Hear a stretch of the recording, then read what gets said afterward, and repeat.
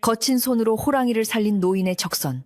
그 보답으로 얻은 영험한 힘이 병마와 천재지변 앞에 마을을 구해냈습니다. 평범한 늙은 농부가 써내려간 위대한 영웅 신화. 그 묵직한 감동을 전해드립니다. 옛날 아주 먼 옛날에 호랑이가 담배를 피우고 산신령이 구름을 타고 내려오던 시절, 태백산맥의 험준한 줄기가 끝없이 이어져 하늘에 닿을 듯 솟아오른 깊은 산골 마을이 하나 있었습니다. 그곳은 사방이 높은 산으로 둘러싸여 있어 해가 늦게 뜨고 일찍 지는 탓에 마을 사람들은 부지런하지 않으면 하루를 온전히 살아낼 수 없는 곳이었습니다. 겨울이 되면 눈이 처마 끝까지 쌓여 이웃집을 오가기도 힘들었지만 봄이 되면 온 산에 진달래와 철쭉이 만발하여 마치 선녀가 옷자락을 펼친 듯 아름다운 풍광을 자랑하는 곳이기도 했습니다. 사람들은 비록 가난하고 거친 땅을 일구며 살아가야 했지만 산이 주는 혜택에 감사하며 욕심 없이 서로를 의지하고 살아가는 순박한 이들이 모여 사는 평화로운 마을이었습니다. 이 마을의 가장 끄트머리, 산자락이 시작되는 곳에는 다 쓰러져가는 초가집 한 채가 외롭게 서 있었는데 그곳에는 박노인이라 불리는 늙은 농부 한 사람이 홀로 살고 있었습니다. 박노인은 평생을 흙과 함께 살아온 사람으로 그의 손은 마치 나무 껍질처럼 거칠고 갈라져 있었으며 허리는 굽은 소나무처럼 휘어져 있었지만 그의 눈빛만은 맑은 샘물처럼 깊고 그윽했습니다. 그는 아내를 일찍 여의고 자식도 없이 혼자 지냈으나 결코 외로워하거나 신세를 한탄하는 법이 없었고 오히려 뜰 앞에 작은 텃밭을 정성스레 가꾸고 산짐승들이 배고프지 않도록 겨울이면 도토리를 주워 모아 산 입구에 뿌려주는 마음, 따뜻한 사람이었습니다. 마을 사람들은 그런 박노인을 존경하며 때때로 김치나 떡을 나누어 주기도 하고 어려운 일이 생기면 찾아와 지혜를 구하기도 했습니다. 어느 해 겨울, 유난히 매서운 추위가 일찍 찾아와 마을 전체가 꽁꽁 얼어붙고 하늘에서는 며칠째 붉은 눈발이 쉴 새 없이 쏟아져 내리는 날들이 계속되었습니다. 바람은 마치 굶주린 짐승처럼 울부짖으며 창호지 문을 세차게 흔들어댔고 쌓인 눈의 무게를 이기지 못한 나뭇가지들이 뚝뚝 부러지는 소리가 밤새도록 산울림처럼 들려와 사람들의 마음을 불안하게 만들었습니다. 박노인은 아궁이에 불을 지피며 밖을 내다보았는데 온 세상이 하얗게 변해버려 어디가 길이고 어디가 밭인지 구분할 수 없을 정도였으나 왠지 모르게 가슴 한구석이 서늘해지며 산 쪽에서 누군가 자신을 부르는 듯한 기묘한 느낌을 떨쳐버릴 수가 없었습니다. 그는 단순히 날씨 탓이려니 하고 넘기려 했지만 시간이 지날수록 그 느낌은 더욱 강렬해져만 갔습니다. 밤이 깊어지자 눈보라는 더욱 거세져 한 치 앞도 분간할 수 없는 상황이 되었지만 박노인은 자리에서 일어나 낡은 속옷을 겹쳐 입고 지프로 짠 신발을 단단히 동여매며 채비를 서둘렀습니다.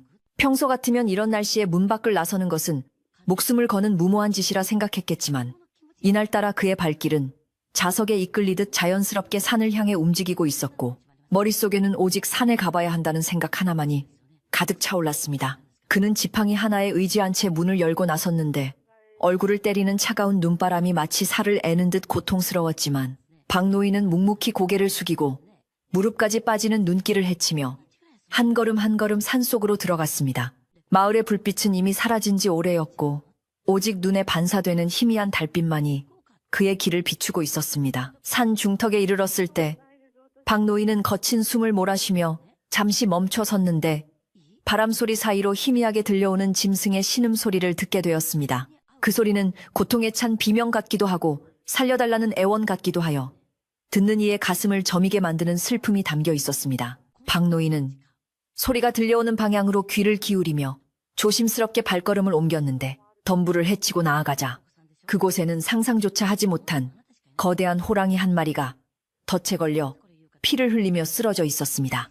그 호랑이는 일반적인 호랑이보다 훨씬 덩치가 크고 온몸의 털이 눈처럼 하얀 백호였는데 굵은 쇠로 만든 덫이 뒷다리를 꽉 물고 있어 꼼짝도 할 수 없는 처참한 상황이었습니다. 호랑이는 박노인을 보자마자 본능적으로 경계하며 으르렁거렸지만 이미 기력이 다해 일어설 힘조차 없어 보였습니다. 박노인은 눈앞에 있는 전설 속의 짐승을 보고 두려움에 몸이 떨려왔지만 호랑이의 눈을 들여다보는 순간 그 속에 담긴 깊은 고통과 슬픔을 느끼고는 두려움 대신 연민의 정이 솟구쳐 올랐습니다. 그는 지팡이를 내려놓고 호랑이에게 천천히 다가가며 마치 어린아이를 달래듯 부드럽고 떨리는 목소리로 두려워하지 마라. 내가 너를 해치러 온 것이 아니다. 이 몹쓸 쇠붙이를 풀어주마라고 속삭였습니다. 호랑이는 박노인의 진심을 알아차리기라도 한 듯 사나운 기세를 거두고 거친 숨을 몰아쉬며 그저 그를 바라볼 뿐이었는데 그 눈빛은 마치 인간의 그것처럼 깊고 영험해 보여 박노인은 저도 모르게 옷깃을 여미게 되었습니다. 그는 떨리는 손으로 호랑이의 다리를 옥죄고 있는 녹슨 덫을 잡았지만 사냥꾼이 설치해 놓은 덫은 너무나 강력하고 단단하여 늙은 노인의 힘으로는 꿈쩍도 하지 않았습니다. 차가운 쇠붙이를 잡은 박노인의 손은 금세 얼어붙어 감각이 없어질 지경이었지만 그는 포기하지 않고 주변에 있는 굵은 나뭇가지를 주워와 지렛대처럼 덫의 틈새에 끼워 넣었습니다. 그는 젖먹던 힘까지 짜내어 나뭇가지를 눌렀고 팽팽하게 당겨진 덫의 스프링이 끼익하는 소리를 내며 조금씩 벌어지기 시작하자 호랑이는 고통을 참으려는 듯 낮은 신음소리를 내뱉으며 몸을 비틀었습니다. 박노인의 이마에는 땀방울이 맺혀 눈물과 함께 흘러내렸고 입에서는 단내가 날 정도로 힘을 썼지만 덫은 쉽사리 벌어지지 않아 그의 마음을 애태웠습니다. 조금만 더 참아라. 산군이시여, 제발 조금만 더 견뎌주시오. 라고 박노인은 끊임없이 중얼거리며 자신의 뼈가 부러질 것 같은 고통을 참아내고 온몸에 체중을 실어 나뭇가지를 눌러내렸습니다. 마침내 탕 하는 둔탁한 소리와 함께 덫이 크게 벌어졌고 그 틈을 타 호랑이는 재빠르게 다리를 빼내어 자유를 되찾게 되었습니다. 호랑이는 비틀거리며 일어섰는데 다리에서는 붉은 피가 뚝뚝 떨어져 하얀 눈밭을 붉게 물들였지만 그 위용은 여전히 산을 호령하는 왕다웠습니다. 박노인은 긴장이 풀려 그 자리에 주저앉아 거친 숨을 몰아쉬며 호랑이를 올려다보았는데 이제 호랑이가 자신을 잡아먹지 않을까 하는 두려움이 뒤늦게 밀려왔습니다. 하지만 호랑이는 박노인을 공격하는 대신 절뚝거리는 다리로 천천히 그에게 다가와 그 거대한 머리를 숙여 박노인의 눈높이를 맞추었습니다. 호랑이의 뜨거운 입김이 박노인의 얼굴에 닿자 얼어붙었던 몸이 녹아내리는 듯한 기분이 들었습니다. 그때 놀라운 일이 벌어졌는데 호랑이가 거친 혀로 박노인의 상처투성이가 된 손을 부드럽게 핥기 시작한 것입니다. 호랑이의 혀가 닿은 곳마다 마치 불덩이를 올려놓은 듯한 뜨거운 열기가 느껴졌고 그 열기는 손끝에서 시작하여 팔을 타고 올라와 박노인의 온몸으로 퍼져나갔습니다. 그것은 단순한 온기가 아니라 마치 생명 그 자체인 듯한 강렬한 힘이었으며 박노인은 그 기운에 압도되어 아무런 말도 하지 못한 채 멍하니 자신의 손을 바라볼 뿐이었습니다. 호랑이는 한참 동안 그렇게 박노인의 손을 핥아준 뒤 깊고 그윽한 눈으로 박노인을 한 번 더 응시하고는 긴 포효를 남기고 눈보라치는 숲속으로 유유히 사라져갔습니다.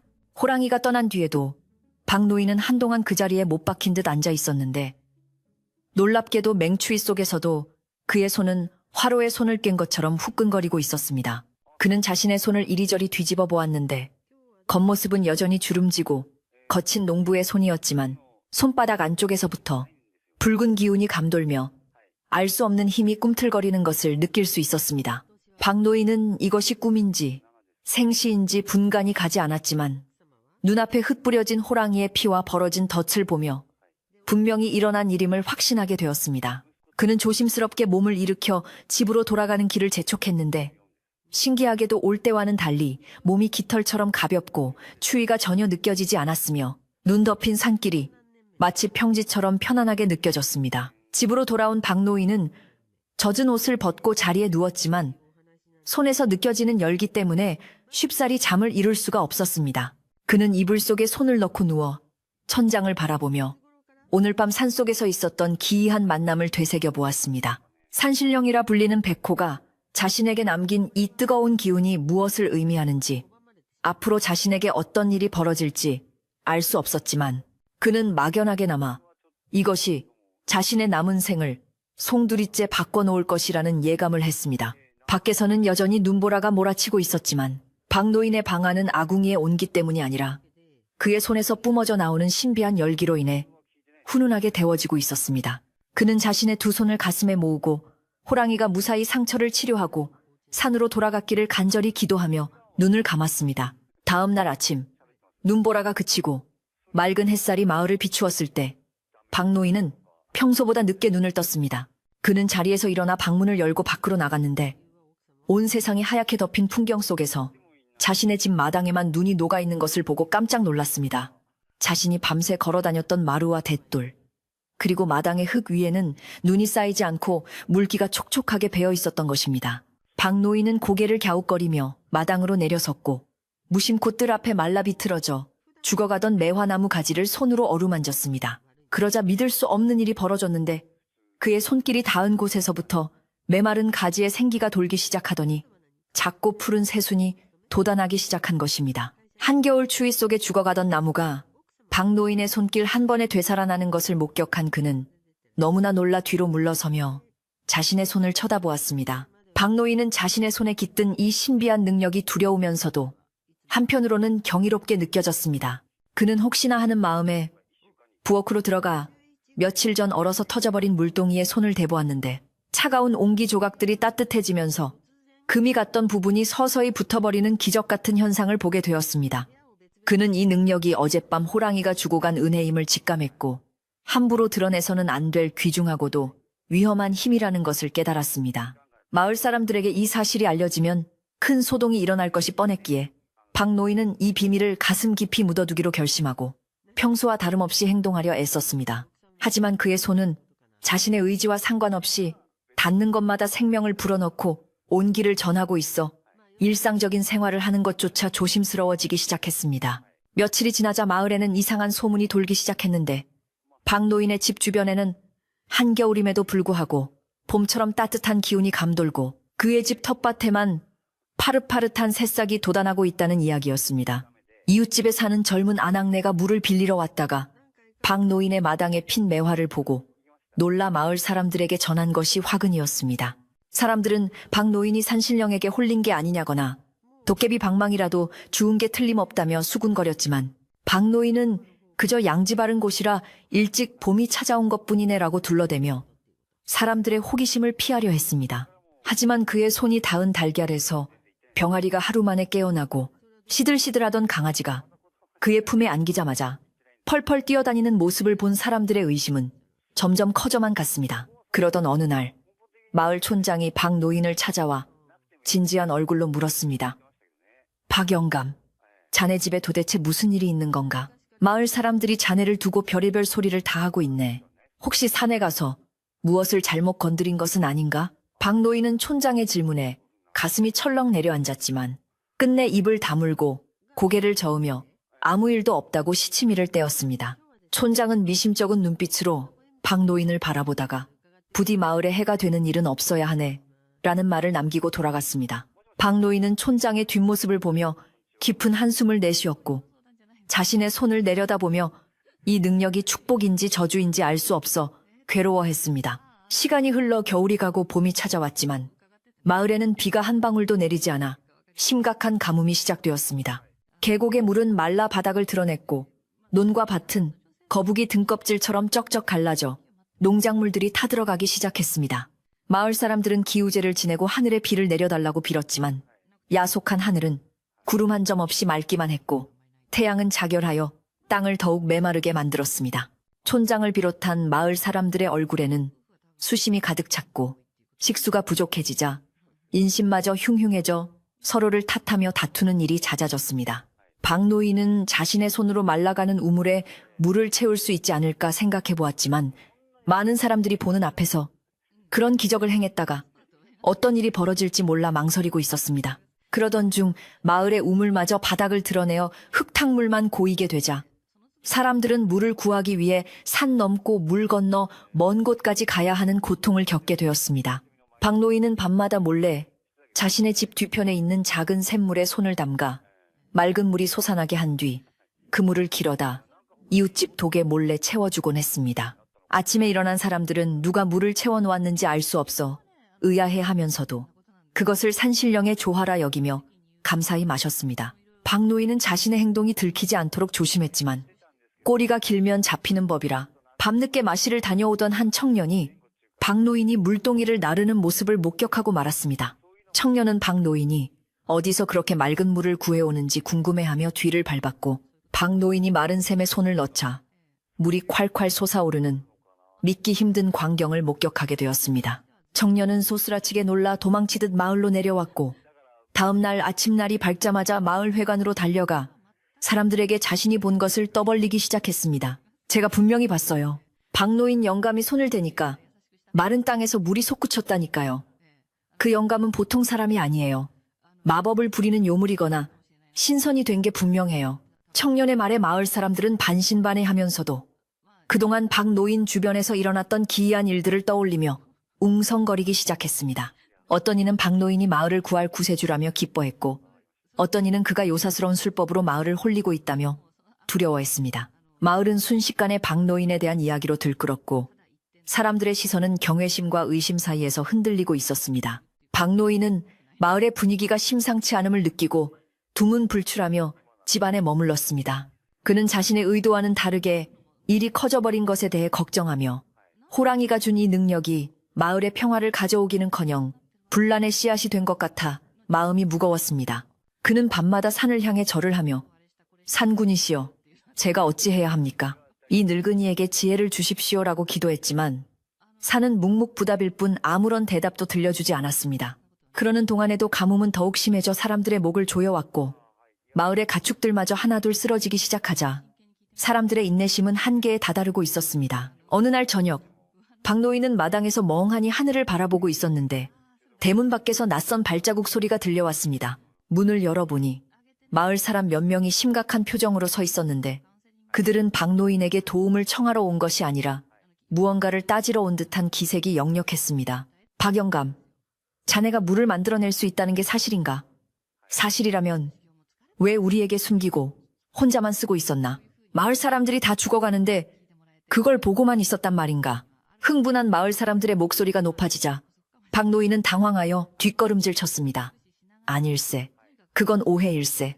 내가 무슨 재주로 물을 만든단 말인가? 박노인은 손을 내저으며 부인했지만 이미 사람들의 눈에는 불신과 원망이 가득 차 있었습니다. 바로 그때 마을 어귀에서 요란한 꽹과리 소리와 함께 화려한 옷을 입은 낯선 무리가 등장하여 사람들의 시선을 끌었습니다. 그들은 큰 수레의 정체를 알 수 없는 물건들을 싣고 있었고 그중 우두머리로 보이는 눈매가 날카롭고 배가 나온 사내가 거만한 태도로 사람들을 내려다보고 있었습니다. 그는 자신을 도성에서 온 거상 최 씨라고 소개하며 이 마을의 가뭄과 불행을 해결해주기 위해 왔다고 큰 소리쳤습니다. 어리석은 마을 사람들이여, 너희들이 겪는 고통은 하늘의 벌이 아니라 이 마을에 숨어든 부정한 기운 때문이다. 내가 가져온 이 신비한 부적과 영약을 사면 모든 재앙이 물러갈 것이다. 최 씨의 등장은 혼란스러운 마을에 기름을 붓는 격이 되었고 박노인은 본능적으로 저 사내가 마을에 더 큰 재앙을 몰고 올 것임을 직감했습니다. 최 씨는 사람들의 불안한 심리를 교묘하게 파고들며 박노인을 힐끔 쳐다보고는 비릿한 웃음을 지었습니다. 그는 박노인의 존재가 자신의 장사에 방해가 될 것임을 눈치채고 마을 사람들의 의심을 박노인에게로 돌리기 위한 계략을 꾸미기 시작했습니다. 마을은 이제 가뭄이라는 자연재해뿐만 아니라 인간의 탐욕과 불신이라는 더 큰 폭풍 속으로 휘말려 들어가고 있었습니다. 박노인은 자신의 뜨거운 손을 가슴에 품고 다가오는 검은 그림자를 바라보며 깊은 탄식을 내뱉었습니다. 산속의 호랑이가 그에게 준 힘은 과연 축복일까요?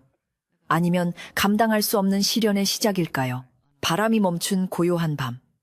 마을에는 폭풍전야의 긴장감이 감돌고 있었습니다. 마을의 하늘은 마치 불타는 가마솥 뚜껑이라도 덮어놓은 듯 구름 한 점 없이 쨍쨍 내리쬐는 햇살로 인해 숨이 턱턱 막힐 지경이었습니다. 들판의 곡식들은 누렇게 말라 비틀어져 고개를 숙였고 개울과 바닥은 거북이 등처럼 쩍쩍 갈라져 먼지만 풀풀 날리고 있었습니다.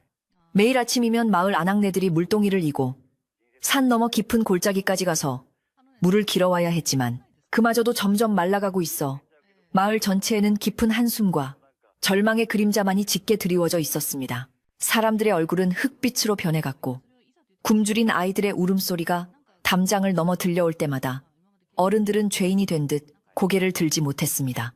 이런 비참한 상황 속에서 마을 한복판에 자리를 잡은 거상 최 씨의 화려한 천막은 사람들의 시선을 끌기에 충분했는데 그곳에서는 연일 요란한 북소리와 징소리가 울려 퍼지며 사람들의 혼을 빼놓고 있었습니다. 최 씨는 기름진 얼굴에 번들거리는 비단 옷을 입고 마을 회관 앞 너른 마당에 평상을 펴놓고는 기이한 물건들을 늘어놓고 장사를 시작했습니다. 그는 이 마을에 내린 가뭄은 단순한 천재지변이 아니라 부정한 기운이 땅맥을 막고 있기 때문이라고 큰 소리로 떠들어대며 사람들의 공포심을 자극했습니다. 그의 곁에는 험상궂게 생긴 하인들이 버티고 서서 위화감을 조성했고, 최 씨는 자신이 가져온 용왕의 눈물이라 불리는 물과 붉은 글씨가 쓰인 부적만이 이 재앙을 막을 수 있다고 주장했습니다. 지푸라기라도 잡고 싶은 심정이었던 마을 사람들은 반신반의하면서도 혹시나 하는 마음에 집안 깊숙이 숨겨두었던 쌈짓돈을 꺼내 최 씨의 물건을 사기 위해 줄을 서기 시작했습니다. 그 모습은 마치 홀린 듯했고, 이성을 잃은 사람들의 눈에는 오직 살아야겠다는 본능만이 번들거리고 있었습니다. 박 노인은 멀찍이서 이 광경을 지켜보며 안타까움에 발을 동동 구를 수밖에 없었는데, 최 씨가 파는 물은 그저 소금을 탄 맹물에 불과했고, 부적 또한 조잡한 종이 쪼가리에 지나지 않았기 때문입니다.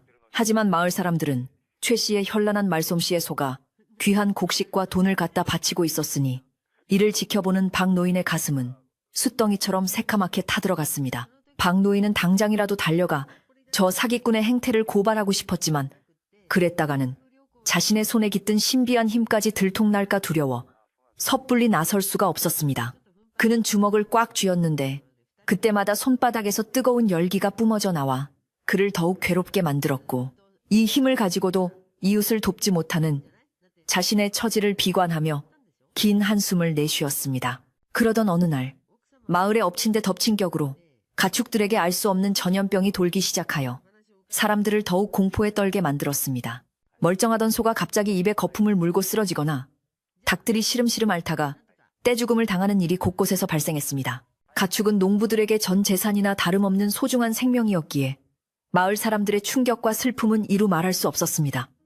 최 씨는 이때다 싶어보아라. 내 말을 믿지 않고 부적을 사지 않은 집부터 화를 입고 있다 라고 소리치며 자신의 물건을 사지 않으면 사람에게도 병이 옮을 것이라고 협박에 가까운 경고를 날렸습니다. 두려움에 질린 사람들은 앞다투어 최 씨에게 매달렸고, 개중에는 빚을 내어 부적을 사는 이들까지 생겨나 마을의 가세는 급격히 기울어만 갔습니다. 박 노인은 밤이 깊어 모두가 잠든 시각, 몰래 집을 빠져나와 병이 들어 신음하고 있는 이웃집 외양간으로 살금살금 스며들었습니다. 그는 주위를 두리번거려 아무도 없음을 확인한 뒤 거품을 물고 거칠게 숨을 몰아쉬는 누렁소의 머리에 자신의 뜨거운 손을 살포시 얹었습니다. 그러자 박 노인의 손에서 뿜어져 나온 붉은 기운이 소의 몸으로 흘러들어갔고, 고통에 몸부림치던 소는 이내 숨소리가 편안해지더니 맑은 눈망울을 되찾고 자리에서 일어나는 것이었습니다.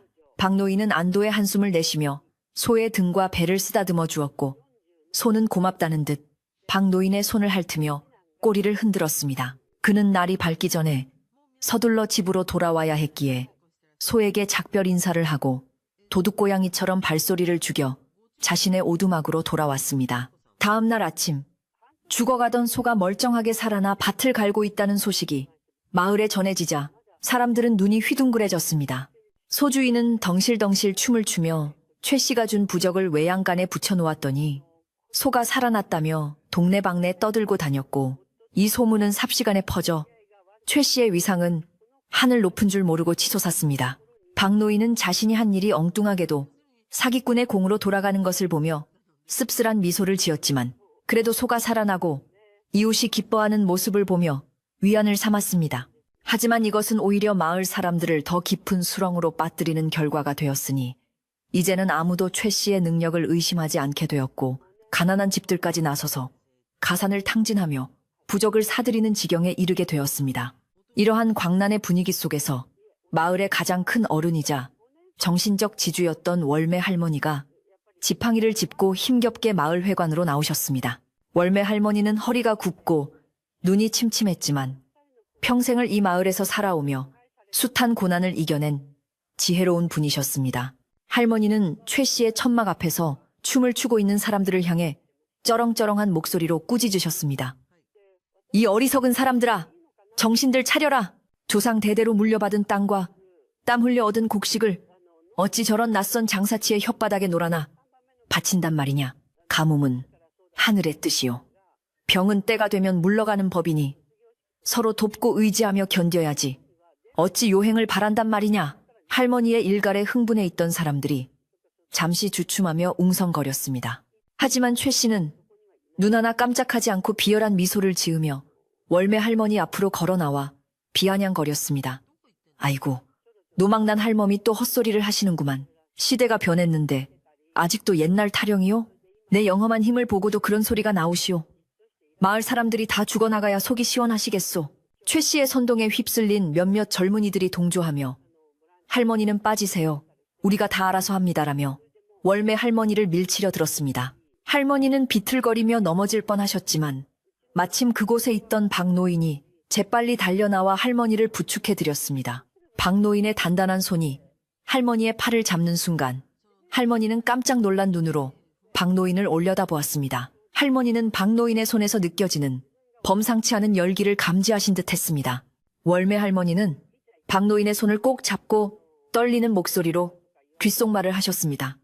박영감, 자네 손이 마치 불덩이 같구먼. 내 평생 이런 기운은 처음 느껴보네. 자네, 뭔가 숨기고 있는 게지? 그게 무엇인지는 모르겠지만 부디 그 힘을 올바른 곳에 써야 하네.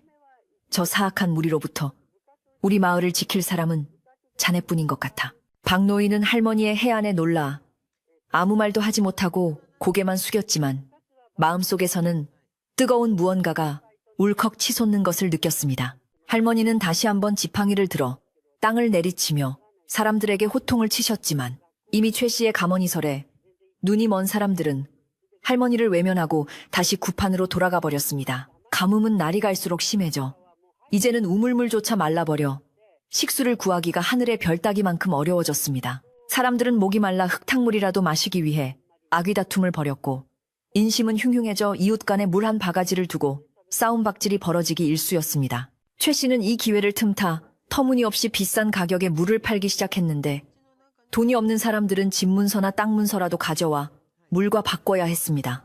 박노인은 자신의 집 마당에 있는 작은 샘물이 아직 마르지 않았음을 알고 있었지만 그것을 공개했다가는 마을 사람들이 몰려와 서로 차지하겠다고 싸우다 다칠 것이 뻔했기에 밤마다 몰래 물을 길어 힘없는 독거노인이나 아이가 많은 집 대문 앞에 놓아두는 것으로 만족해야 했습니다. 그러나 꼬리가 길면 잡히는 법. 박노인의 수상한 행동을 주시하던 눈길이 있었으니 바로 최 씨의 하인들이었습니다. 그들은 밤마다 마을을 순찰하며 누가 자신들의 물을 사지 않고 버티는지 감시하고 있었는데 박노인이 물동이를 나르는 모습을 목격하고 만 것입니다. 하인들은 즉시 최 씨에게 이 사실을 보고했고 최 씨는 무릎을 치며 쾌재를 불렀습니다. 옳지, 잘 걸렸다. 그렇지 않아도 저 영감이 눈엣 가시였는데 이번 기회에 아주 싹을 잘라버려야겠구나. 최 씨는 다음날 아침 마을 사람들을 전부 모아놓고 중대한 발표를 하겠다며 소란을 피웠습니다. 사람들이 모이자 최 씨는 심각한 표정으로 연단을 오르내리며 말했습니다. 여러분, 제가 어젯밤 기도를 드리던 중 계시를 받았습니다. 이 마을에 비가 오지 않고 우물이 마르는 이유는 누군가가 마을의 수맥을 끊고 혼자서만 물을 독차지하고 있기 때문입니다. 그 자는 겉으로는 착한 척하지만 속으로는 구렁이 같은 욕심을 품고 여러분의 생명줄을 쥐고 흔들고 있습니다. 사람들은 웅성거리며 그게 누구냐, 당장 잡아내야 한다며 분노했습니다. 최 씨는 기다렸다는 듯 손가락으로 군중 뒤편에 서 있는 박노인을 가리키며 소리쳤습니다. 바로 저 박노인입니다. 저자가 밤마다 몰래 물을 길어 나르는 것을 본 증인이 한둘이 아닙니다. 마을 사람들의 시선이 일제히 박노인에게 쏠렸고 그 눈빛에는 의심과 배신감이 가득 차 있었습니다. 박노인은 당황하여 손사래를 쳤지만 이미 흥분한 사람들은 그의 말을 들으려 하지 않았습니다. 박영감, 그게 정말인가? 우리 몰래 물을 숨겨두고 있었단 말인가? 평소 친하게 지내던 이웃조차 싸늘한 눈초리로 묻자 박노인은 가슴이 찢어지는 듯한 아픔을 느꼈습니다. 최 씨는 기세를 몰아 자, 당장 저 영감의 집으로 가서 숨겨둔 물을 찾아냅시다. 그리고 요사스러운 힘으로 마을을 병들게 한 죄를 물어야 합니다. 라고 선동했고 사람들은 우르르 박노인의 집으로 몰려가기 시작했습니다. 박노인의 집 마당에 들어선 사람들은 깜짝 놀라고 말았습니다. 온 마을의 풀과 나무가 다 말라 죽었는데 유독 박노인의 텃밭과 화단만은 싱싱하게 푸르름을 유지하고 있었기 때문입니다. 박노인이 아무리 감추려 해도 그의 손길이 닿은 곳마다 생명이 넘쳐나는 것을 완전히 숨길 수는 없었던 것입니다. 이를 본 사람들은 감탄하기보다는 오히려 최 씨의 말이 맞았다며 더욱 격분했습니다. 이것 보시오. 혼자만 물을 쓰고 있었으니 이렇게 풀이 파랗지. 우리가 목말라 죽어갈 때 자기 혼자만 잘 먹고 잘 살았구만. 사람들은 박노인의 텃밭을 짓밟고 항아리를 깨뜨리며 난동을 부리기 시작했습니다. 박노인은 짓밟히는 채소보다 오해받는 자신의 진심이 더 아파 눈물을 글썽였습니다. 그는 사람들을 말리려 했지만 성난 군중의 힘을 당해낼 수는 없었습니다. 그때 최 씨가 나서서 거만한 태도로 말했습니다. 박노인, 이실직고하시오. 당신이 훔친 마을의 기운을 어디에 숨겨두었소? 내 부적의 힘이 아니었다면 이 마을은 진작에 망했을 것이오. 지금이라도 늦지 않았으니 무릎 꿇고 빌면 용서해주겠소. 최 씨는 박노인을 완전히 굴복시키고 마을의 지배자가 되려는 속셈이었습니다. 하지만 박노인은 비록 힘없는 노인이었지만 거짓 앞에서 무릎 꿇을 만큼 비겁하지는 않았습니다. 그는 똑바로 고개를 들고 최 씨를 노려보며 말했습니다. 하늘이 알고 땅이 아네. 나는 결코 마을을 해하려 한 적이 없네. 자네야말로 얄팍한 속임수로 사람들을 현혹하지 말게. 박노인의 단호한 태도에 잠시 주춤했던 사람들은 최 씨의 하인들이 분위기를 험악하게 몰아가자 다시금 박노인을 향해 비난을 쏟아부었습니다. 멱살을 잡히고 밀쳐지는 수모를 겪으면서도 박노인은 자신의 뜨거운 두 손을 가슴에 품고 묵묵히 견뎌냈습니다. 만약 지금 화를 참지 못하고 손을 뻗는다면 저 사람들은 다칠 수도 있었기 때문입니다. 호랑이가 준 힘은 생명을 살리는 힘이지 누군가를 해치는 힘이 되어서는 안 된다고 그는 굳게 믿고 있었습니다.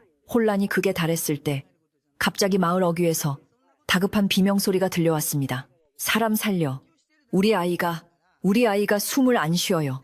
한 젊은 어머니가 아이를 안고 울부짖으며 달려오고 있었습니다. 그 아이는 며칠 전부터 시름시름 앓던 아이였는데 갑자기 상태가 위독해진 모양이었습니다. 아이의 얼굴은 불덩이처럼 붉었고 숨은 금방이라도 넘어갈 듯 헐떡이고 있었습니다.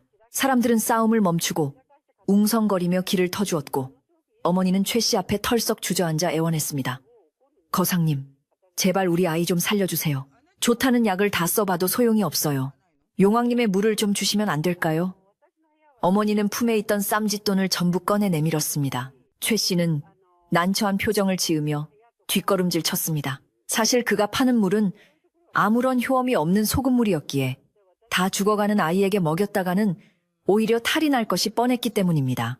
하지만 사람들이 지켜보는 앞에서 거절할 수도 없어 곤란해하던 차에 그는 또다시 책임을 박노인에게 떠넘기려 했습니다. 이 아이가 이렇게 된 것은 부정한 기운 때문이요. 저 박노인이 마을에 있는 동안에는 내 약도 듣지 않을 것이요. 최 씨의 잔인한 말에 아이 엄마는 절망하여 땅을 치며 통곡했고 이를 지켜보는 마을 사람들의 분노는 다시금 박노인을 향해 타올랐습니다. 하지만 박노인은 더 이상 가만히 있을 수 없었습니다. 눈앞에서 꺼져가는 어린 생명을 보고도 자신의 안위를 위해 숨죽이고 있는 것은 사람의 도리가 아니라고 생각했습니다. 그는 결심한 듯 입술을 깨물고 떨리는 다리에 힘을 주어 일어섰습니다. 그의 두 손은 이제 감출 수 없을 만큼 뜨겁게 달아올라 소매 속에서도 붉은 빛이 새어나오고 있었습니다. 박노인은 군중을 해치고 아이와 엄마가 있는 곳으로 천천히 걸어나갔습니다. 비키시오. 내가 그 아이를 보겠소. 그의 목소리는 평소와 달리 낮고 위엄이 서려 있어 시끄럽던 사람들을 순간적으로 압도했습니다. 사람들은 박노인의 기세에 눌려 슬금슬금 뒷걸음질 쳤고 최 씨만이 당황하여 저 늙은이가 무슨 짓을 하려고 하며 소리쳤습니다. 박노인은 아이 엄마 앞에 무릎을 꿇고 고통스러워하는 아이의 이마에 땀방울이 송글송글 맺힌 것을 보았습니다. 아이의 생명은 풍전등화와 같아서 당장이라도 꺼질 듯 위태로워 보였습니다. 박노인은 깊게 숨을 들이마시고 자신의 뜨거운 오른손을 아이의 가슴 위에, 왼손을 아이의 차가운 이마 위에 올렸습니다. 아가야, 조금만 참거라. 호랑이님의 따뜻한 기운이 너를 살릴 것이다. 박노인의 속삭임과 함께 그의 손에서 눈부신 빛이 뿜어져 나오기 시작했습니다. 이것은 단순한 치료가 아니라 마을의 운명을 건 진실의 시작이었습니다. 박노인의 손바닥이 아이의 가슴에 닿는 순간 주변의 공기가 일순간 멈춘 듯 고요해지더니 이내 웅웅거리는 낮은 진동소리가 들려오기 시작했습니다. 사람들은 숨을 죽이고 그 광경을 지켜보았는데 박노인의 손과 아이의 몸이 맞닿은 곳에서 붉은 빛이 새어나와 마치 얇은 비단천을 뚫고 나오는 등불처럼 은은하게 번져나갔습니다. 그 빛은 단순한 시각적인 현상이 아니라 피부로 느껴지는 따뜻한 파동이었으며 구경하던 사람들의 차가운 의심마저 잠시 녹여버릴 만큼 신비롭고 경이로운 기운을 담고 있었습니다. 아이의 창백했던 얼굴에는 서서히 혈색이 돌아오기 시작했고 가빠서 금방이라도 끊어질 듯했던 숨소리가 차분하고 깊게 가라앉는 것이 육안으로 확인되었습니다. 이것은 의술이라기보다는 기적에 가까운 일이었기에 지켜보던 사람들의 입에서는 저절로 탄성이 터져나왔습니다. 잠시 후 의식을 잃고 축 늘어져 있던 아이가 하는 작은 신음소리를 내며 천천히 눈을 뜨자 아이의 어머니는 비명을 지르며 아이를 끌어안았습니다. 아가, 정신이 드니? 엄마 알아보겠니? 어머니의 울부짖음에 아이는 고개를 끄덕이며 메마른 입술을 달싹 껴 물을 찾았고 박노인은 미리 준비해둔 표주박에 자신의 집 샘물을 담아 아이의 입가에 가져다 주었습니다. 아이가 꿀꺽꿀꺽 물을 마시는 소리가 정적을 깨고 울려 퍼지자 그제야 사람들은 마법에서 풀려난 듯 웅성거리기 시작했습니다. 세상에, 다 죽어가던 애가 살아났어. 박영감 손에서 빛이 나는 걸 봤어. 정말 신령님의 힘인가 봐. 사람들의 눈빛은 순식간에 경멸에서 경외로 바뀌었고 분위기는 박노인에게 유리한 쪽으로 흐르는 듯 했습니다. 하지만 이 상황을 누구보다 달갑지 않게 지켜보는 이가 있었으니 바로 거상 최 씨였습니다. 그는 자신의 가짜 약과 부적이 팔리지 않게 될까봐 전전긍긍하던 차에 박노인이 진짜 기적을 보여주자 위기감을 느끼고 얼굴이 불그락 푸르락해졌습니다. 최 씨는 이대로 가다가는 자신의 사기 행각이 드러나고 마을에서 쫓겨날지도 모른다는 생각에 재빨리 머리를 굴려 상황을 반전시킬 악랄한 꾀를 내었습니다. 그는 갑자기 과장된 몸짓으로 뒷걸음질치며 손가락질을 해대기 시작했습니다. 저것 보시오. 저건 사람의 힘이 아니오. 저 늙은이가 요괴의 힘을 빌려 아이의 영혼을 조종하고 있는 것이오. 보통 사람이 손에서 빛을 낼 수가 있단 말이오. 최 씨의 표독스러운 목소리가 사람들의 귀를 파고들자 얇은 귀를 가진 마을 사람들은 다시금 동요하기 시작했습니다. 최 씨는 기세를 몰아 더욱 목청을 높였습니다. 생각해보시오. 가뭄이 들고 역병이 도는 동안 저 영감 혼자만 멀쩡했소. 저자가 마을의 생기를 빨아들여 자기 힘으로 삼은 것이 분명하오. 지금 아이를 살린 것도 마을의 남은 운을 억지로 끌어다 쓴 것이니 이제 더 큰 재앙이 닥칠 것이오. 공포는 전염병보다 빠르게 퍼지는 법이라 방금 전까지 박노인을 경이롭게 바라보던 사람들의 눈에는 다시금 두려움과 의심의 그림자가 드리워지기 시작했습니다. 사람들은 박노인의 손에서 여전히 희미하게 감도는 붉은 기운을 보며 그것이 생명의 빛이 아니라 지옥의 불길일지도 모른다고 의심하게 되었습니다. 박노인은 아이가 무사히 깨어난 것을 확인하고 안도감에 젖어 있었지만 최 씨의 악독한 선동에 가슴이 무너져 내리는 듯한 슬픔을 느꼈습니다. 그는 자리에서 일어나 흙 묻은 무릎을 털며 사람들을 향해 진실을 말하려 입을 열었습니다. 여러분, 제 말을 믿어주시오. 이것은 요술이 아니라 산군께서 베풀어 주신 은혜로운 힘일 뿐이오. 나는 이 힘으로 마을을 해칠 생각이 추호도 없네. 하지만 그의 말은 흥분한 군중들의 웅성거림에 묻혀 제대로 전달되지 않았고 오히려 산군, 호랑이 귀신이라도 들렸다는 거야? 라는 왜곡된 소문만 꼬리에 꼬리를 물고 퍼져나갔습니다. 박노인의 진심 어린 호소는 공포에 질린 사람들의 마음을 뚫기에는 역부족이었고 상황은 점점 험악해져만 갔습니다. 그때 마을 안쪽에서 또 다른 비명소리가 들려오며 사태는 걷잡을 수 없는 국면으로 치달았습니다. 여기 사람이 쓰러졌어요. 눈이 뒤집히고 몸이 불덩이 같아요. 방금 전 아이를 살려낸 기쁨을 누릴 새도 없이 이번에는 마을 청년 몇 명이 동시에 고열을 호소하며 바닥에 나뒹굴기 시작한 것입니다.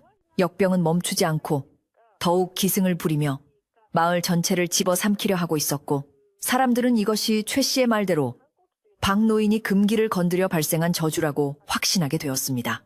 쓰러진 환자들의 가족들은 이성을 잃고 박노인에게 달려들 기세였고 최 씨의 하인들은 몽둥이를 들고 그들을 부추기며 포위망을 좁혀왔습니다. 박노인은 자신의 집 마당 한가운데 고립되어 사방에서 쏟아지는 비난과 저주의 화살을 온몸으로 받아내야 했습니다. 그는 두 손을 들어 올려 사람들을 진정시키려 했지만 그의 손을 본 사람들은 저 손이다. 저 저주받은 손을 잘라버려야 마을이 산다. 라고 소리치며 돌을 던지기 시작했습니다. 날아온 돌멩이 하나가 박노인의 이마를 스치고 지나가 붉은 피가 흘러내렸지만 그는 피를 닦을 생각도 하지 못한 채 멍하니 서 있을 뿐이었습니다.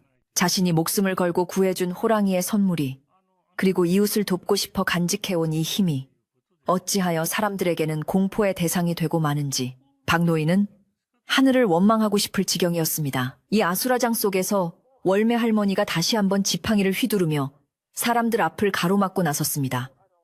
그만들 두어라. 천벌이 무섭지도 않으냐. 박영감이 평생을 어떻게 살아왔는지 뻔히 알면서 낯선 장사치의 말만 믿고 이웃을 돌로 치려 하다니. 할머니는 노구를 이끌고 박노인 앞을 막아섰지만 이미 광기에 사로잡힌 사람들에게 할머니의 외침은 들리지 않았습니다. 오히려 최 씨는 저 늙은 할망구도 한통 속이다. 같이 몰아내야 한다. 라고 소리치며 사람들의 분노를 부채질했습니다. 월매 할머니는 박노인의 손을 꽉 잡으며 박영감, 흔들리지 말게. 진실은 언젠가 밝혀지는 법이야. 자네가 무너지면 우리 마을은 정말 끝장이야 라고 속삭이며 힘을 실어주셨습니다. 박노인은 할머니의 따뜻한 손길에 정신이 번쩍 들었습니다.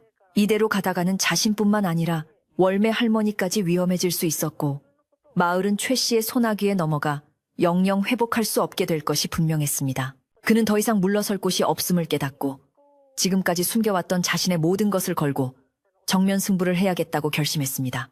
박노인은 깊은 숨을 들이마시며 눈을 감고 지난 겨울밤 설산에서 만났던 백호의 눈빛을 떠올렸습니다. 그 강인하고 고요한 눈빛이 그의 마음에 용기를 불어넣어 주었고 손바닥에서는 이전보다 훨씬 더 뜨겁고 강렬한 열기가 소용돌이치기 시작했습니다. 모두 조용히 하시오. 박노인이 우렁찬 목소리로 외치자 소란스럽던 마당이 일순간 찬물을 끼얹은 듯 조용해졌습니다. 평소에 유순하고 조용한 박노인에게서는 상상할 수 없는 위험과 기백이 서려 있었기에 사람들은 압도되어 입을 다물었습니다. 박노인은 이마에 흐르는 피를 소매로 닦아내며 형형한 눈빛으로 최 씨와 마을 사람들을 차례로 둘러보았습니다. 내가 요물인지 아니면 하늘이 보낸 구원인지는 내 손으로 직접 증명하겠소. 만약 내 말이 거짓이라면 내 목을 내놓아도 좋소. 하지만 내 말이 진실이라면 여러분은 저 사기꾼을 당장 마을에서 쫓아내야 할 것이오. 최 씨는 박노인의 기세에 눌려 잠시 주춤했지만 곧바로 비열한 웃음을 되찾으며 비아냥거렸습니다. 목숨을 걸겠다고? 좋소. 어디 한번 증명해 보시오. 하지만 실패한다면 멍석마리를 당해 마을 밖으로 던져질 각오를 해야 할 것이오. 최 씨는 자신이 승리할 것이라 확신하고 있었습니다. 이미 가뭄은 극에 달했고 역병은 퍼질 대로 퍼져 인간의 힘으로는 어찌할 수 없는 단계라고 믿었기 때문입니다. 그는 박노인이 기껏해야 눈속임이나 부릴 것이라 생각하며 사람들이 보는 앞에서 처참하게 망신을 줄 기회라고 여겼습니다. 박노인은 최 씨의 도발에 대꾸하지 않고 천천히 발걸음을 옮겨 마당 한쪽에 놓인 빈 물동이를 집어들었습니다. 그리고는 마을 사람들 한가운데로 걸어나가며 말했습니다. 이 집 마당의 작은 샘물로는 마을 전체를 살릴 수 없소. 우리 모두 마을 중앙에 있는 큰 우물로 갑시다. 그곳에서 모든 것을 밝히겠소. 마을 중앙의 우물은 이미 바닥까지 말라버려 먼지만 날리는 폐허나 다름없었고 사람들은 박노인이 왜 하필 그곳으로 가자고 하는지 의아해했습니다. 하지만 박노인의 눈빛이 너무나 결연하여 누구도 이 일을 제기하지 못하고 홀린 듯 그의 뒤를 따르기 시작했습니다. 박노인을 선두로 하여 월매 할머니 그리고 마을 사람들과 최 씨, 일당이 긴 행렬을 이루며 마을길을 걸어가는 모습은 마치 장엄한 의식과도 같았습니다. 뜨거운 태양은 여전히 머리 위에서 자결하고 흙먼지는 발걸음마다 피어올라 숨을 막히게 했지만 사람들의 신경은 온통 박노인의 등과 그의 두 손에 집중되어 있었습니다. 길가에 쓰러져 있던 병자들도 부축을 받으며 하나둘씩 행렬에 합류했고 마을의 운명을 가를 최후의 심판을 보기 위해 온 동네가 움직이고 있었습니다. 박노인은 묵묵히 앞만 보고 걸었지만 그의 속마음은 타들어가는 대지처럼 간절하고 절박했습니다. 산군이시여, 부디 이 늙은이에게 힘을 주소서.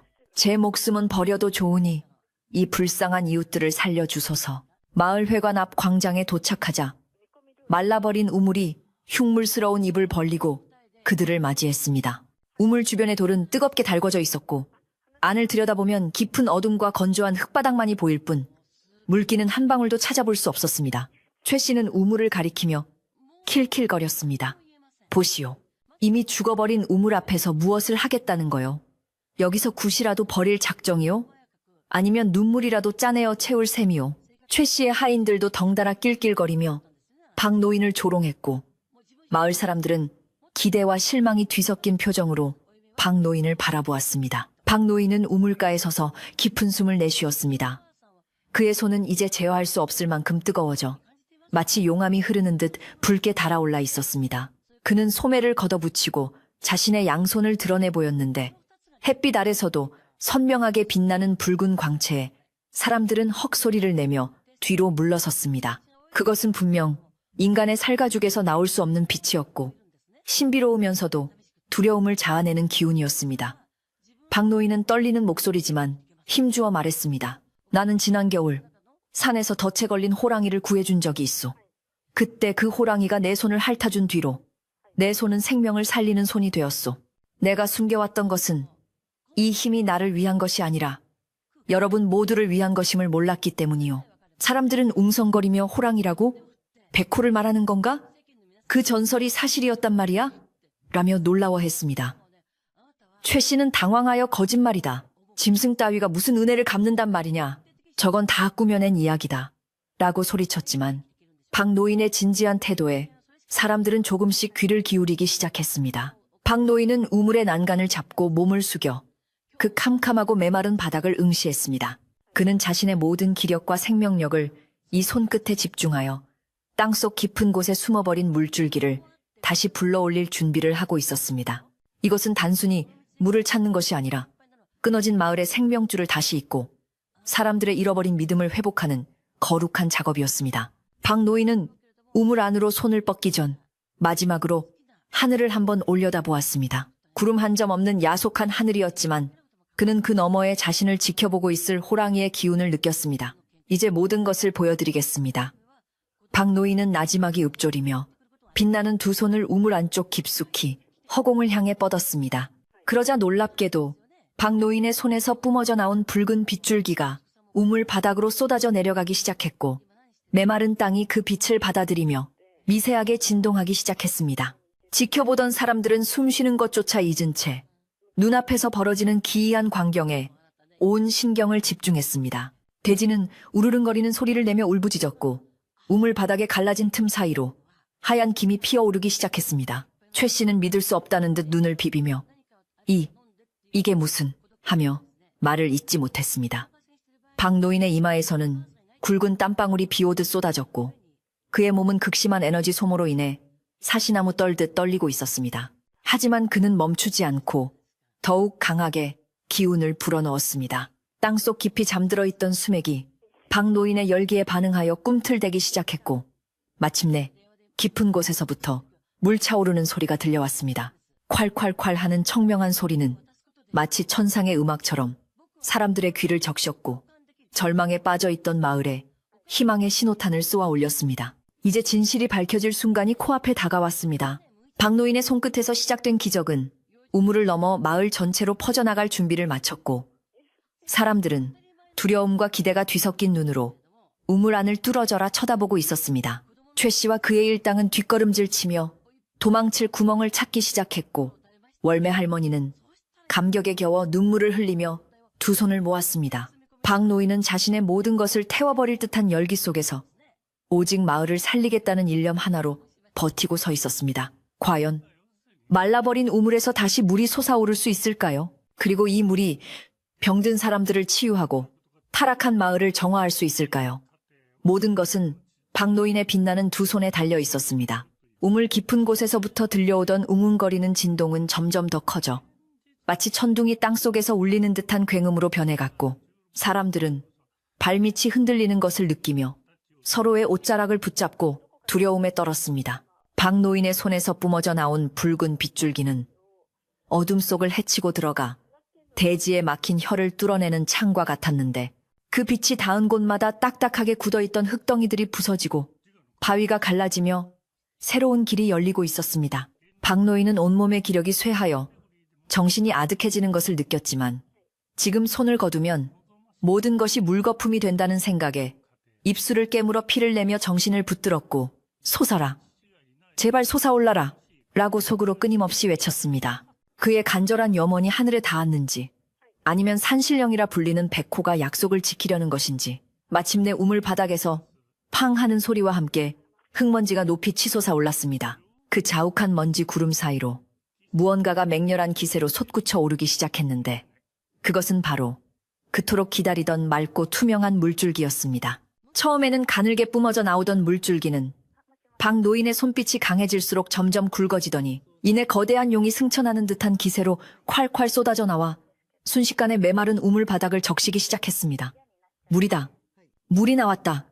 맨 앞줄에서 우물 안을 들여다보던 청년이 쉰 목소리로 외치자 사람들은 믿을 수 없다는 표정으로 우물가로 우르르 몰려들었습니다. 그곳에는 흙탕물이 아닌 맑다 못해 푸른 빛이 감도는 수정 같은 물이 차오르고 있었고 우물벽을 타고 넘쳐 흘러 바짝 마른 땅을 촉촉하게 적시며 사방으로 뻗어나가고 있었습니다.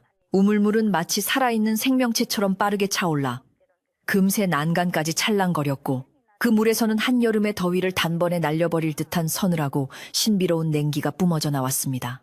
박 노인은 그제야 안도의 숨을 내쉬며 비틀거리다 우물 난간에 기대어 주저앉았는데 그의 손은 여전히 붉은 빛을 띠고 있었지만 그 열기는 한결 부드러워져 있었습니다. 가장 먼저 용기를 내어 다가온 것은 아까 박 노인이 살려낸 아이의 어머니였는데 그녀는 떨리는 손으로 표주박을 우물에 담가 물을 가득 든 뒤 주저없이 들이켰습니다.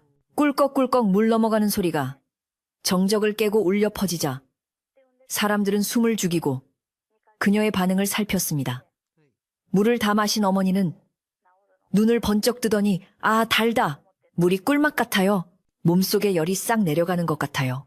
라고 환호성을 질렀습니다. 그 말을 신호탄으로 사람들은 앞다투어 우물가로 달려들어 손으로 물을 퍼마시거나 준비해 온 그릇에 물을 담아 마시기 시작했습니다. 며칠 동안 물을 한 모금 제대로 마시지 못해 목이 타들어가던 사람들에게 이 물은 그야말로 생명수이자 감로수였습니다. 놀라운 일은 물을 마신 사람들에게서 즉각적인 변화가 나타났다는 것인데 고열에 시달리며 헛소리를 하던 병자들의 얼굴에서 붉은 기운이 사라지고 정상적인 혈색이 돌아왔으며 기력이 없어 지팡이에 의지해서 있던 노인들이 허리를 펴고 활기차게 걷기 시작한 것입니다. 내 다리가 안 아파. 머리가 맑아졌어. 세상에 이런 일이. 마을 곳곳에서 탄성과 환호가 터져 나왔고 사람들은 서로 얼싸안고 춤을 추며 기쁨을 만끽했습니다. 박 노인은 난간에 기대어 그 행복한 광경을 바라보며 흐뭇한 미소를 지었지만 그의 몸은 탈진하여 손가락 하나 까딱할 힘조차 남아있지 않았습니다. 그때 월매 할머니가 다가와 수건으로 박 노인의 땀과 피를 닦아주며 말했습니다. 박영감, 자네가 해냈어. 자네가 우리 마을을 다 살렸어. 이 은혜를 어찌 다 갚는단 말인가. 박 노인은 힘없이 고개를 저으며 제가 한 것이 아닙니다. 상군께서 주신 힘을 잠시 빌려 쓴 것뿐입니다. 라고 겸손하게 답했습니다. 마을 사람들은 이제야 자신들이 박 노인을 오해하고 핍박했다는 사실을 깨닫고 부끄러움에 고개를 들지 못했는데 그들은 하나둘씩 박 노인 앞으로 다가와 무릎을 꿇고 사죄의 눈물을 흘렸습니다. 영감님, 저희가 죽을 죄를 지었습니다. 그 못된 놈의 혓바닥에 놀아나 영감님을 의심했습니다. 부디 용서해 주십시오. 한편 이 모든 상황을 지켜보고 있던 거상 최 씨는 사색이 되어 어쩔 줄을 몰라 하고 있었습니다. 그는 자신의 사기극이 완전히 들통났을 뿐만 아니라 박 노인의 기적으로 인해 마을 사람들의 분노가 자신에게로 향할 것임을 직감했습니다. 최 씨는 하인들에게 눈짓을 보내 슬그머니 짐을 챙겨 도망치려 했지만 이미 마을 청년들이 그들의 퇴로를 막아서고 있었습니다. 어딜 가시나? 우리 돈을 다 뜯어가 놓고 그냥 갈 수 있을 줄 알았나? 청년들의 눈에는 그동안 억눌려왔던 분노가 이글거리고 있었고 최 씨는 뒷걸음질치며 이거 왜들 이러시오. 나도 피해자요. 나는 그저 좋은 물건인 줄 알고 라고 비굴하게 변명을 늘어놓았지만 그 말을 믿어줄 사람은 아무도 없었습니다. 그 순간 맑았던 하늘이 갑자기 어두워지더니 먹구름이 떼를 지어 몰려와 마을 상공을 뒤덮기 시작했습니다.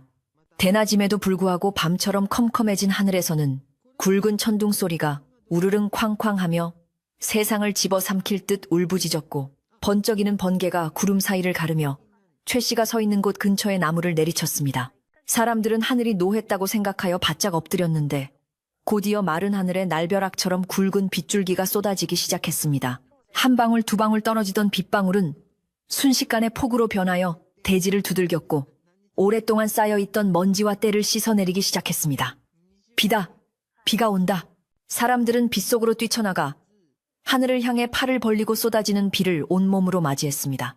이 비는 단순한 비가 아니라 박노인의 정성이 하늘을 감동시켜 내리는 단비였으며 가뭄으로 타들어갔던 논과 밭을 적시고 죽어가던 생명들을 되살리는 축복의 비였습니다. 빗물은 갈라진 땅의 틈새를 메우고 개울을 채워 흘러내렸으며 마을의 지붕과 담벼락을 깨끗하게 씻어주었습니다. 최 씨는 쏟아지는 빗 속에서 비에 젖은 생쥐꼴이 되어 벌벌 떨고 있었는데 그는 이 기이한 자연현상이 박노인의 힘과 관련이 있음을 깨닫고 공포심에 사로잡혀 다리가 풀려버렸습니다. 그는 엉금엉금 기어서라도 도망치려 했지만 진흙탕이 된 바닥에 미끄러져 꼴사납게 뒹굴었고 그가 팔던 가짜 부적과 약병들이 빗물에 쓸려 내려가 시궁창으로 처박히는 모습은 인과응보 그 자체였습니다. 바로 그때 마을 뒷산 깊은 숲속에서 천지를 진동시키는 호랑이의 포효 소리가 들려왔습니다. 어흥 하는 그 소리는 천둥 소리보다 더 크고 웅장하여 빗소리마저 잠재우고 사람들의 귓가에 생생하게 울려 퍼졌습니다. 그 소리를 들은 마을 사람들은 그것이 마을을 지키는 산군의 목소리임을 직감하고 경외심에 가득 차 산 쪽을 바라보았지만 죄를 지은 최 씨에게는 마치 저승사자의 부름처럼 들려왔습니다. 최 씨는 그 소리에 혼비백산하여 호랑이다. 날 잡아먹으러 왔다. 살려줘. 라고 비명을 지르며 넋이 나간 사람처럼 허둥지둥 도망치기 시작했습니다. 그는 신발이 벗겨지는 줄도 모르고 맨발로 진흙탕을 달리다가 넘어지고 다시 일어나기를 반복하며 마을 어귀로 사라져갔습니다. 최 씨의 하인들 역시 주인과 다를 바 없이 혼비백산하여 짐술에도 버려둔 채 뿔뿔이 흩어져 도망쳤습니다. 마을 사람들은 그들의 뒤통수에 대고 소금을 뿌리며 다시는 우리 마을에 얼씬도 하지 마라. 천벌을 받을 놈들. 이라고 소리쳤습니다.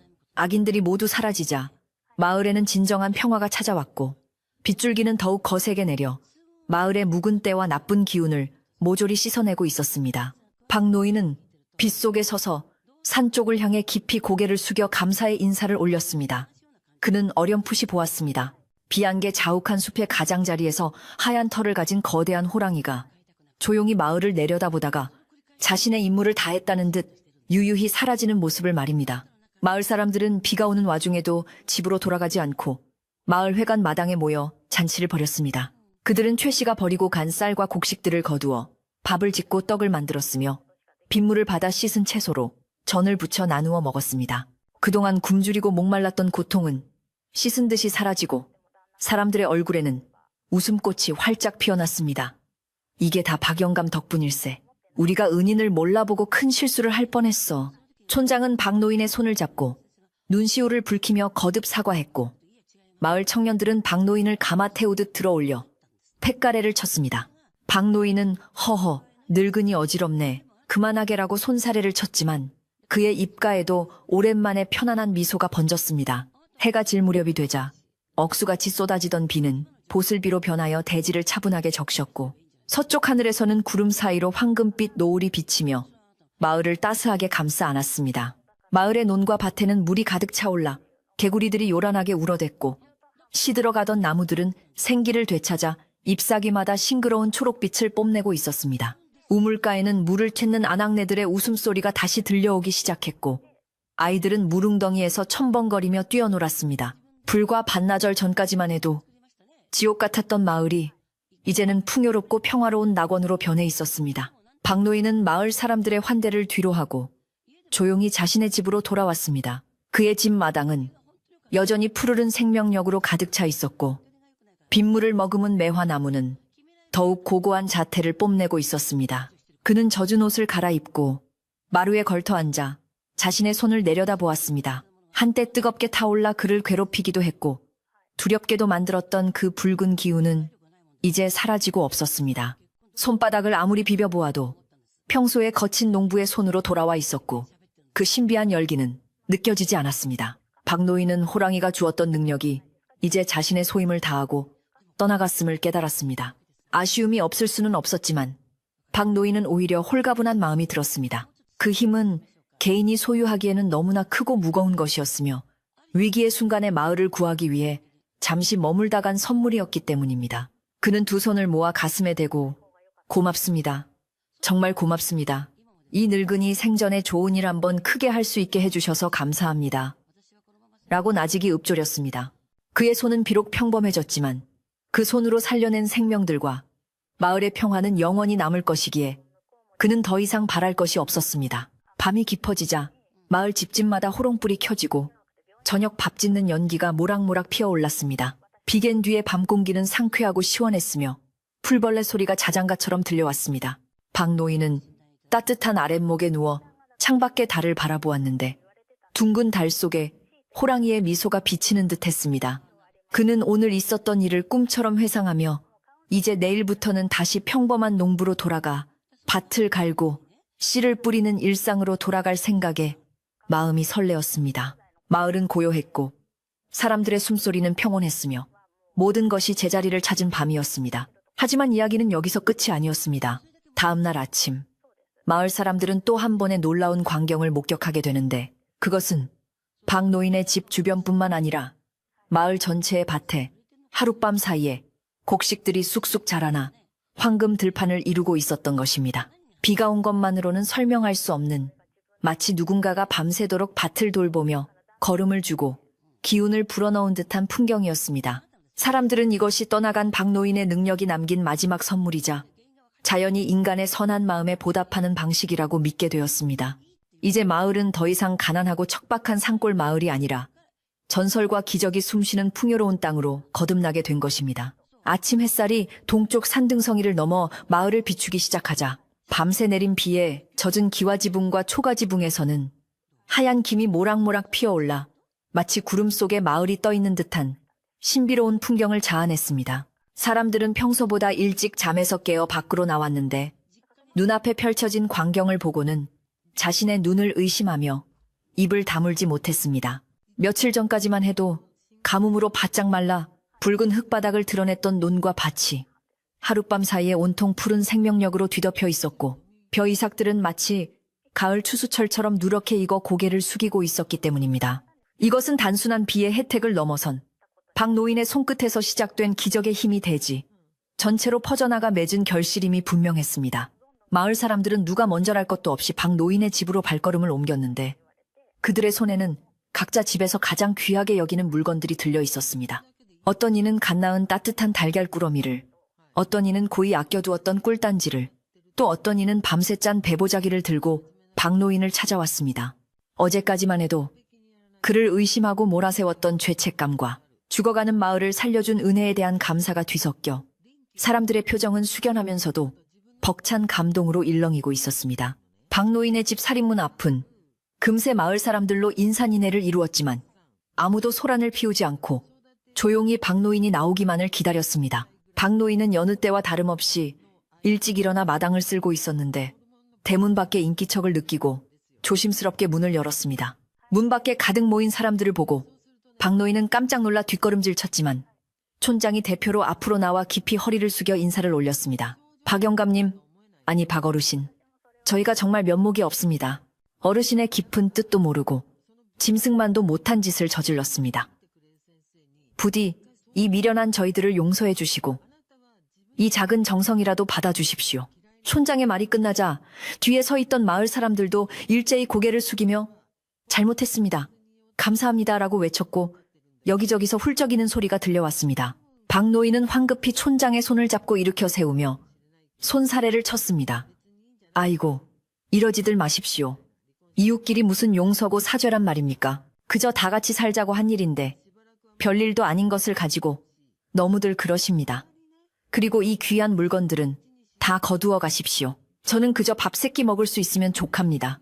박노인의 겸손한 태도에 사람들은 더욱 감동하여 눈물을 글썽였고 월매 할머니가 나서서 박노인의 등을 두드리며 말했습니다. 자네가 받지 않으면 이 사람들 마음이 편치 않아서 잠도 못 잘 걸세.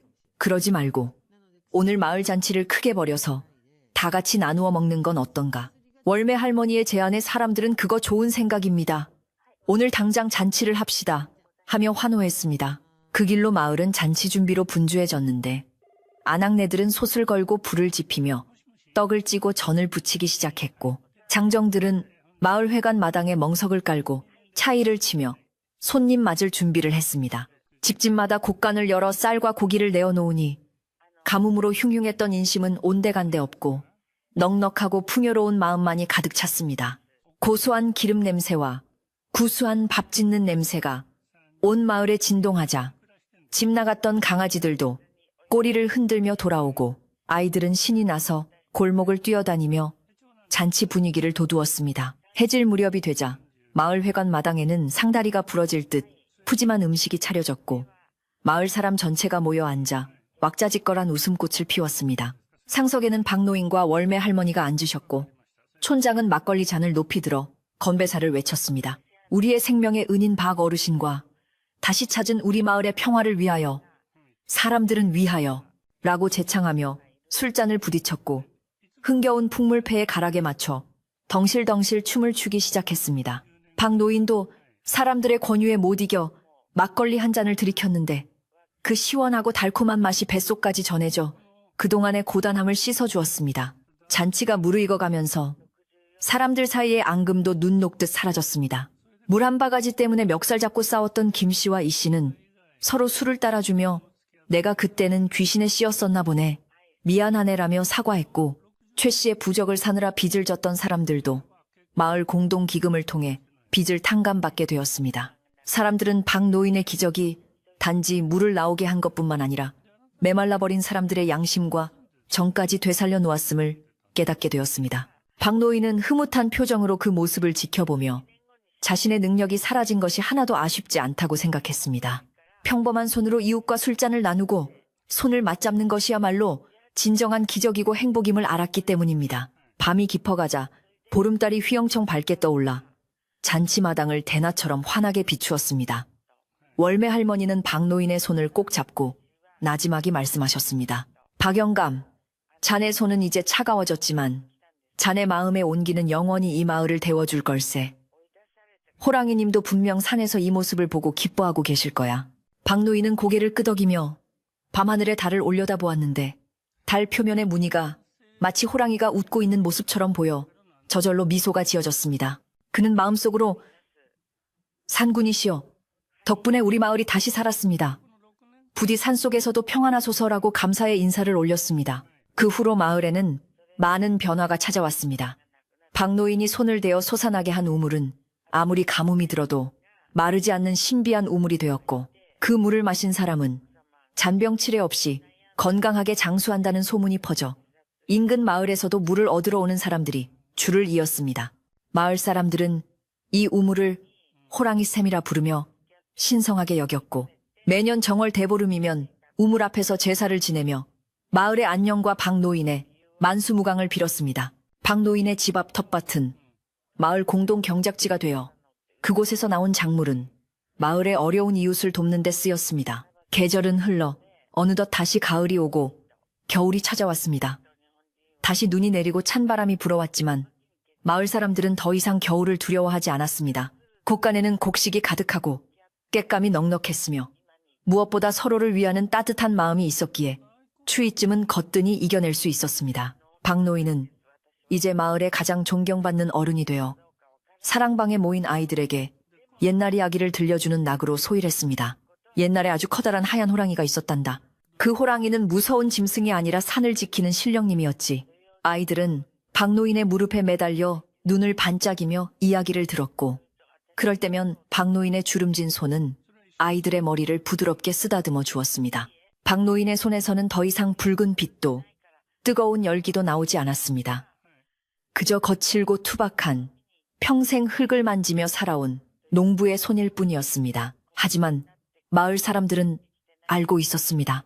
그 투박한 손이 마을을 구했고 사람을 살렸으며 절망을 희망으로 바꾸었다는 것을 말입니다. 그래서 사람들은 길에서 박노인을 만나면 그의 손을 두 손으로 감싸쥐며 존경을 표했고 박노인의 손을 잡는 것만으로도 마음이 편안해지고 위로를 받는다고 말했습니다. 진정한 치유의 힘은 마법이 아니라 상대를 위하는 진심 어린 마음에서 나온다는 것을 모두가 깨달은 것입니다. 세월이 흘러 박노인도 더욱 나이 들어 지팡이 없이는 거동하기 힘들 정도가 되었습니다. 하지만 그의 얼굴은 그 어느 때보다 평온하고 맑았습니다. 어느 눈 내리는 겨울밤, 박노인은 따뜻한 아랫목에 누워 창밖을 내다보고 있었습니다. 밖에는 한방눈이 소복소복 쌓이고 있었고 세상은 고요한 정적 속에 잠겨 있었습니다. 그는 문득 처음 호랑이를 만났던 그날 밤이 떠올랐습니다.